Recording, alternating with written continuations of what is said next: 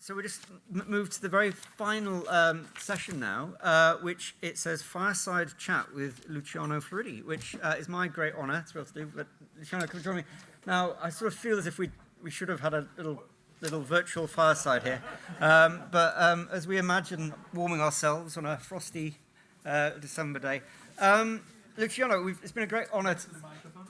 It's been great to have you here all day. The day seems to have gone remarkably quickly. What have you taken away from the discussion that you've been listening into today? I knew that this was coming, so it's not that I'm improvising, but it's still very difficult. I think there are some constants, having been to the previous conferences, and they are the usual suspects. We heard today again that digital technology is still accelerating. One day it will not, but that day is far away. So as that technology entry equals still accelerating, we then look at regulation, and regulation is actually, we've seen this through the years, maturing. To the extent that even some people think job done, like not quite, as you hear, because of the acceleration of technology, so there is need for more and better regulation. There is still on the entry number 2, regulation, the lingering metaphor, which I cannot believe we're still using, which is the catching up metaphor. Never was a catching up. It is not a catching up. That is the wrong way of thinking about regulation.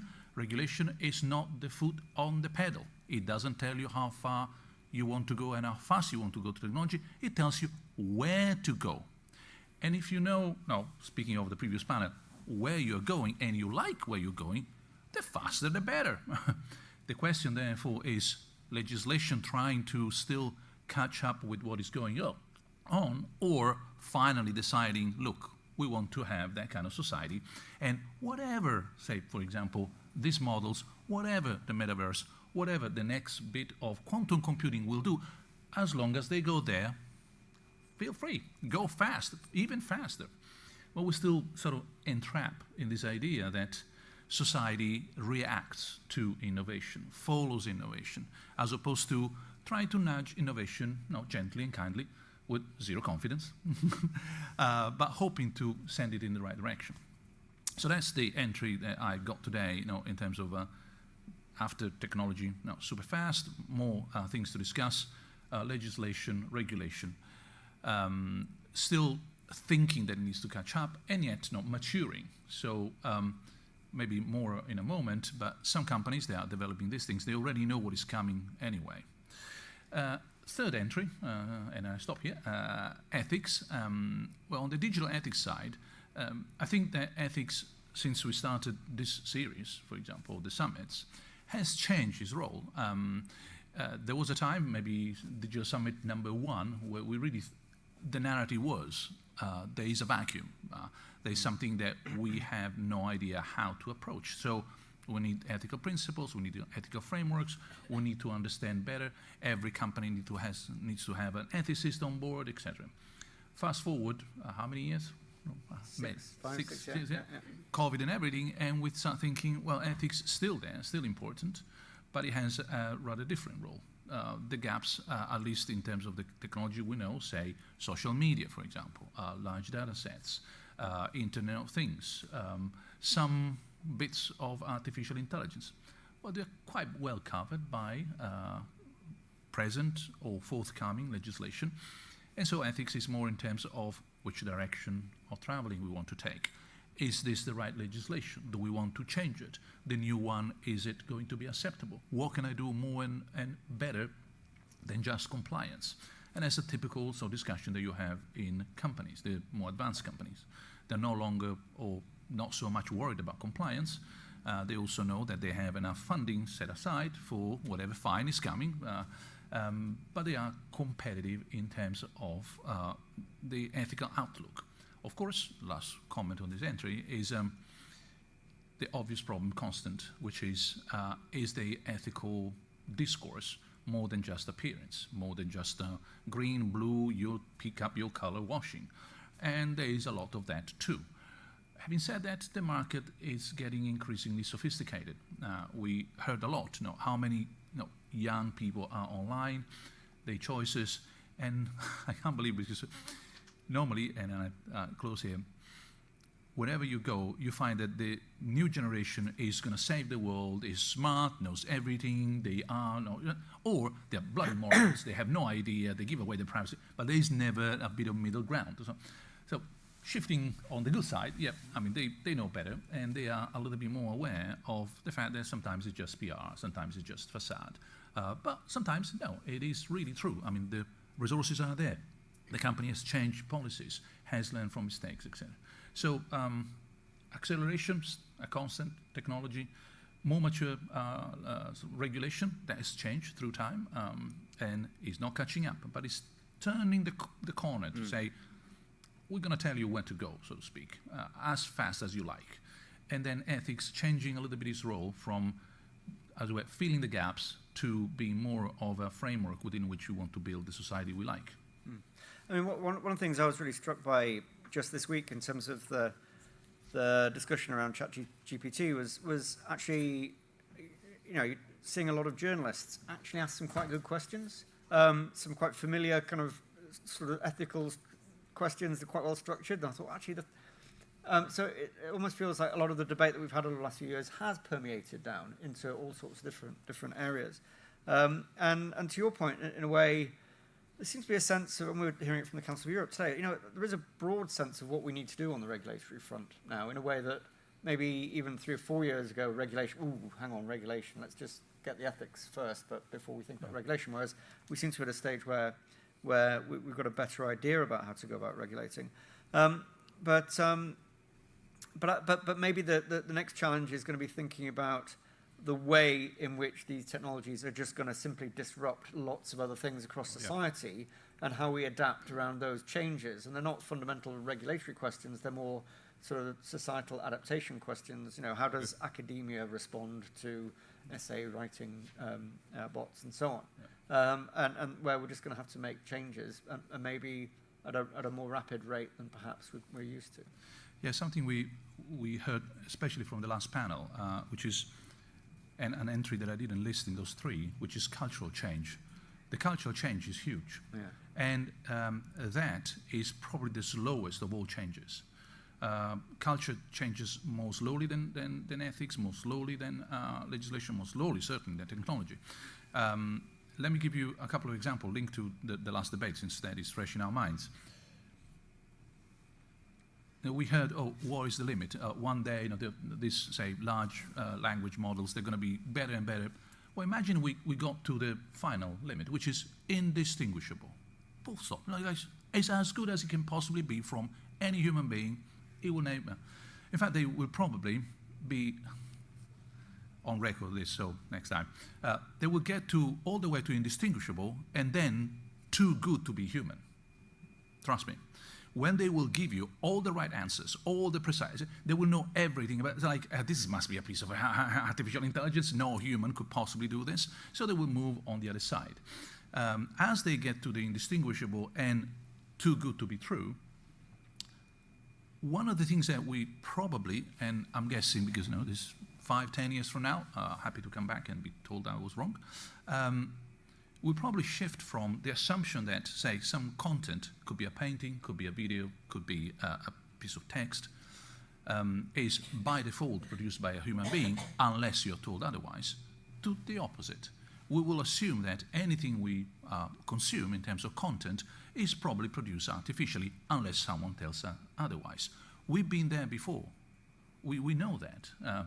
So already, we have in any newspaper, like from, there was no internet, you would be told that, a little small on top, say, advertisement. And it was indistinguishable from, unless someone told you, anything that you would be sort of reading, say, in The Economist. So, but I had to tell you, no, this is being paid by someone to say such and such. Now, imagine that you read something and you are just doing the opposite. Everything is advertisement, unless they tell you news. You can skip everything and find news. Okay, that's what I'm going to read. So one of the things that you heard since the beginning today was Where do we have trust? Where do we build trustworthy, quote-unquote, environments where I can relax? Well, that would be the future, in my view. I will be check websites that by default I know that they have been produced, blah, blah, blah, in such and such way, because they say so. Now, I'm not going to mention the usual BBC because I'm not quite sure, but no, imagine. It will be an inversion of guilty unless proved otherwise. So a lot of the content, we will be much more skeptical, and I can see this changing in our culture, fast forward maybe a generation or two, and say, I know it's AI generated, unless someone told me that that was actually someone with some oil in a hand painting it. Yeah, so that the premium will be on trustworthy, and the market will pay a price for that. And it will be an inversion of the default position. Just a small example, we already passed that threshold. We came from millennia of a culture of what can I save? Now imagine chiseling something on marble. You think twice. Because, oops, and then here's another slab. But then we shift within our generation to what I delete. Our culture is a culture of management of what I delete. Because anything gets recorded. So any picture I take is my iPhone. At some point, there are too many, and I start deleting. But by default, I put everything there. So the shift from a culture of saving and what methodology I need to have, what choices I make, to a culture of strategy to delete what I don't need, or your emails, or the pictures from the old blah, blah, blah, has already happened. So I think that is the kind of shift that we need to dig more deeply into to understand what you were saying before, cultural, profound transformations. That's really, really interesting. Now, I know you've got a new interesting project coming up that you wanted to That's the surprise. That's why some of you are still here. Sorry. Otherwise, not to hear me chatting about philosophy and digital stuff. So yes, there is an announcement that we thought we could leave last for the really hardest possible core, which is the following. You heard a lot about metaverse, etc. So a long time ago, and I put here the date because I don't remember, it was so long ago that I've forgotten. In 2016, 2017, academics, they never leave school, so they always think in terms of academic years. So it was 2016, 2017 when I tried to convince the European Commission to launch a project on regulations for AI. Zero success.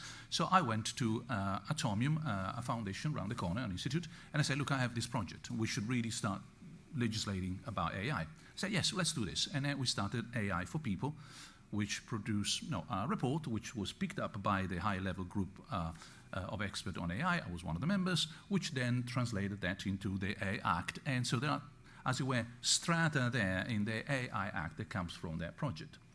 So I thought, time to do that for the metaverse. I knocked the doors and then no one wants to hear. Nah, too early, not too risky, not too difficult, not this.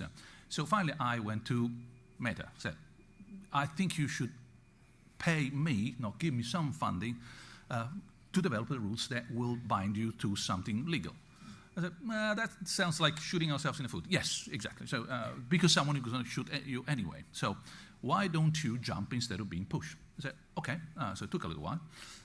And I got some little funding, not much, that would pay the cost of a project that we're going to launch in January. It will be a research group put together by, me, basically, of great experts that will look at what is the ethical framework that we can start drafting for future legislation in Europe for the metaverse in terms of, above all, safety and privacy. So you can't cover everything, but at least when it comes to safety in the metaverse, and you heard a lot today, and privacy in the metaverse, and again, that is crucial, do we have a framework that can start sort of that process so that at some point, finally, the right institutions will pick it up and say, okay, we can build on this, or maybe they throw it away and say, this is complete rubbish, we do the opposite, but at least there will be a starting point. So I managed to get some support from Meta. It's an open project, so anyone will be invited to participate. It will be transparent. It will be pro bono, so it's academics. So obviously we work for free, quote unquote. Nothing is free by academics, but we are already paid by society to do our job. So, and I hope within 6 months to be able to present that sort of document, possibly in Brussels. We will do something, and I should close here. Sorry, that's a long answer. We will do the following. As a research group, we will draft this document in the most transparent possible way for anyone who wants to read our stuff. And then we will consult with public engagement in 4 cities in Europe. It's all European sort of oriented. We will go to, of course, we will end in Brussels, but we'll go to 3 highly technological cities in Europe, Barcelona, Bologna, which is the center of the supercomputing in Europe, and Helsinki, for obvious reasons. Only 3 + 1, because we have only 6 months. I wish we had more time to do more, but we want to end possibly around June. By then, we will have a document which I hope anyone will feel welcome to comment and improve, and we hope to present that to anyone in Brussels who wants to hear, and start the process of having a regulation about the metaverse. Great. Wow. That's really, okay. That is really good news, and I think I hope so.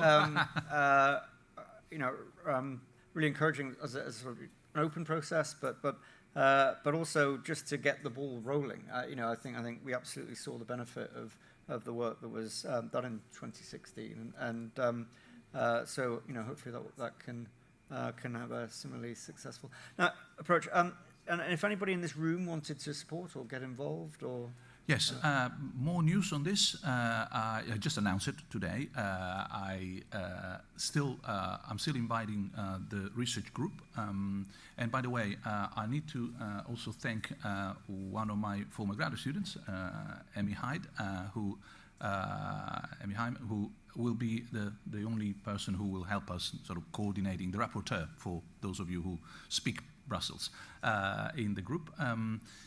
It's just early days, but an email is always welcome. We'll start in January. There will be a website. There will be the usual things. At some point, we hope to have serious engagement with essentially in the different cities, and maybe we can come back to Tech UK at the very end of the process to make sure that there is that sense of we heard openness, debate, transparency, and we're ready to make mistakes. That is okay. I mean, no one gets it right. As long as some of this start rolling the ball in the right direction, well, more eyes, more voices, the better. Great. Thank you very much, Luciano. You heard it here. We saved something for the end. Look, I just think it's really good news, and we're, obviously as Tech UK, very keen to support you in that process. Luciano, thank you for your participation today.